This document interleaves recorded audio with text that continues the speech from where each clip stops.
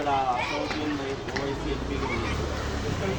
Hyderabad constituency ఇక్కడి నుంచి పోటీ. అదేవిధంగా బీజేపీ నుంచి మాధవీలత. ఈ దేశంలో బీజేపీ అధికారంలోకి వచ్చినాక మతోన్మాదం, కులోన్మాదం, పేదోళ్ళ మీద దాడులు ఇవన్నీ రోజు రోజుకి ఎక్కువైపోతుంది. కాబట్టి వాటి నుంచి కాపాడుకోవాలని చెప్పేసి అంటే ఆ మాధవీలత మేడం లాంటి వాళ్ళు ఖచ్చితంగా ఓడించాలి. ఎందుకంటే ఆ మనిషి ప్రేమగా రాజకీయం చేయాలి తప్ప ఖర్చులతో రాజకీయం చేయకూడదు, మత విద్వేషాలతో రాజకీయాలు చేయకూడదు. అట్లా అని చెప్పి భారత రాజ్యాంగమే మనం చెప్తున్నది. కానీ వీళ్ళు దేవుని పేరు మీద రాజకీయం, మతం పేరు మీద రాజకీయం చేసేటువంటి కథలు ఇక్కడ జరుగుతున్నాయి.